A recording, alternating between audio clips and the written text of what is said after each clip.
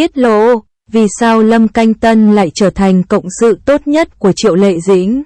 Trong những ngôi sao sáng của làng giải trí, mỗi một động thái nhỏ cũng có thể gây ra một cơn bão. Mới đây, khi Triệu Lệ Dĩnh bị camera ghi lại sau giờ tan sở, ánh mắt cư dân mạng không khỏi đổ dồn vào người bạn thân nhất của cô Lâm Canh Tân. Mỗi tương tác giữa hai ngôi sao đình đám này dường như đều vẽ nên một bức tranh cảm động cho người hâm mộ. Hãy tưởng tượng hai diễn viên tài năng va chạm với nhau trên màn ảnh và hiểu nhau rất rõ ràng. Ngoài đời thực, Lâm Canh Tân, chàng trai luôn thể hiện hình ảnh vui vẻ và thẳng thắn, dường như rất tự nhiên và hài hòa mỗi khi hợp tác với Triệu Lệ Dĩnh. Anh không chỉ quan tâm đến công việc của Triệu Lệ Dĩnh mà còn thể hiện sự quan tâm, ủng hộ cô một cách tinh tế. Bạn có còn nhớ khi Triệu Lệ Dĩnh đóng phim Đất Nữ, mối quan hệ ngọt ngào của cô với Phùng Thiệu Phong đã làm dấy lên vô số cuộc thảo luận sôi nổi. Tuy nhiên, số phận đã trêu đùa và cuối cùng cả hai quyết định chia tay. Lúc này, Lâm Canh Tân giống như một hiệp sĩ, âm thầm bảo vệ Triệu Lệ Dĩnh. Mọi ánh nhìn, mọi cử động của anh dường như đều muốn nói với cô, em không cô đơn. Khi cả hai hợp tác trở lại, Lâm Canh Tân đã chứng tỏ sự quan tâm và ủng hộ của mình dành cho Triệu Lệ Dĩnh bằng những hành động thiết thực. Dù là việc anh thường xuyên xuất hiện trong các bữa tiệc mừng hay những món quà được lựa chọn kỹ càng, người ta đều có thể cảm nhận được tình cảm sâu sắc của anh dành cho Triệu Lệ Dĩnh. Sự hiểu biết ngầm của họ dường như đã vượt ra ngoài mối quan hệ hợp tác thông thường và trở thành một phần không thể thiếu trong cuộc sống của nhau. Vậy tại sao Lâm Canh Tân lại trở thành đối tác tốt nhất của Triệu Lệ Dĩnh? Có lẽ vì tính cách bổ sung cho nhau, có lẽ vì sự hợp tác ngầm trong công việc, hay hơn nữa có lẽ là vì họ hỗ trợ lẫn nhau trong cuộc sống.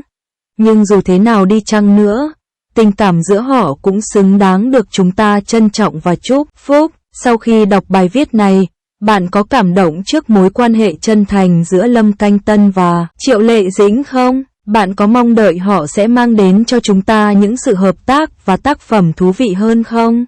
Hãy đến và để lại ý kiến của bạn trong khu vực bình luận. Hãy like và chia sẻ để chúng ta cùng chứng kiến thêm những khoảnh khắc tuyệt vời của cặp đôi tuyệt vời này nhé. Bạn thân mến, nếu bạn thấy bài viết hay thì hãy like nhỏ để ủng hộ nhé. Tặng hoa hồng trên tay và để lại hương thơm đọng lại. Cảm ơn bạn rất nhiều vì đã đọc. 02. Thật là một sự hỗn loạn với phân sinh tại bữa tiệc ăn mừng. Triệu Lệ Dĩnh và Lâm Canh Tân hợp nhất với nhau, quần áo in hình đầu chó bị chế giễu, chát vữa. Mới đây, trường đỏ của bộ phim cổ tích quy mô lớn, Fox Ferry Matchmaker, với sự tham gia của Dương Nghịch và Gong Jun đã chính thức được công bố và xác nhận sẽ ra mắt vào ngày 23 để gặp gỡ khán giả bên cạnh việc cạnh tranh rating với Kỷ Niệm. Năm thứ hai, nó cũng sẽ phải cạnh tranh độ nổi tiếng với Ca sĩ 2024 và Dương Nghịch đã ra mắt 2 tác phẩm liên tiếp.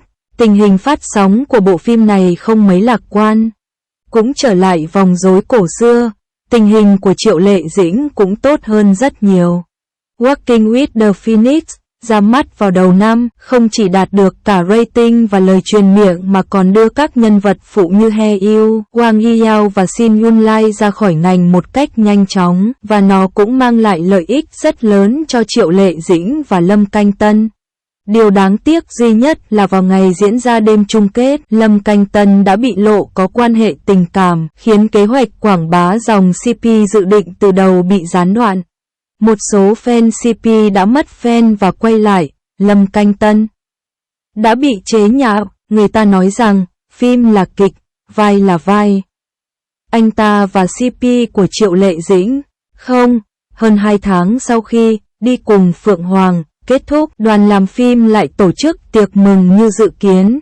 Triệu Lệ Dĩnh và Lâm Canh Tân lại tái hợp, lại gây thêm rắc rối. Bạn biết đấy, Triệu Lệ Dĩnh hiện đang quay bộ phim ngắn In the World ở Trùng Khánh vì lý do lịch trình nên cô ấy thậm chí sẽ không đến thảm đỏ Cannes. Để Triệu Lệ Dĩnh có thể tham dự suôn sẻ Walking with the Phoenix, đã trực tiếp rời tiệc mừng đến Trùng Khánh. Đạo diễn Đặng Ke và Lâm Canh Tân thậm chí còn đến Trùng Khánh trước một ngày và đăng ảnh chụp lưng. Họ rất coi trọng Triệu Lệ Dĩnh. Điều đáng chú ý là so với các phim truyền hình khác dựa vào tiệc mừng phát sóng trực tiếp để kiếm bộn tiền sau những bộ phim đình đám, tiệc mừng, đi cùng Phượng Hoàng, nên diễn ra riêng tư. Nói cách khác, tất cả mọi người từ đạo diễn, biên kịch cho đến các diễn viên sáng tạo chính sẽ lại cùng nhau dùng bữa, tương tự như hoạt động xây dựng đội nhóm của công ty. Nhưng nó sẽ không được trình bày trong một sự kiện hay video, có thể nói là rất khiêm tốn. Do lịch quay dày đặc nên Triệu Lệ Dĩnh chỉ tham dự tiệc mừng phim, đi cùng Phượng Hoàng. Người ta thấy cô mặc áo phông sọc đen trắng, tóc buông xõa đơn giản và đeo khuyên tai màu cam. Đã ở trong tình trạng rất tốt, cùng với chiếc quạt xếp có in dòng chữ Quison Da Feng trên tay. Người này có khí chất anh hùng hơn một chút, khiến người ta mỗi phút đều mơ về Lục Lam Vương Thẩm Lệ trong Đi cùng Phượng Hoàng. Không biết có phải là để tránh bị nghi ngờ hay không, nhưng studio chỉ đăng một bức ảnh duy nhất của Triệu Lệ Dĩnh, nhưng dù ở mức thấp như vậy nhưng đã có chuyện xảy ra. Một số cư dân mạng phát hiện ra rằng chiếc áo phông mà Triệu Lệ Dĩnh mặc ngày hôm đó có in hình đầu chó lớn, trong khi chiếc áo phông màu xanh của Lâm Canh Tân cũng có một con búp bê nhỏ hình con thỏ. Cơn sốt gõ CP.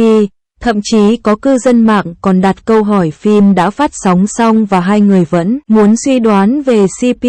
Lâm Canh Tân có biệt danh là Lâm Canh Tân. Triệu Lệ Dĩnh từng tiết lộ rằng biệt danh của cô dành cho Lâm Canh Tân là anh chó.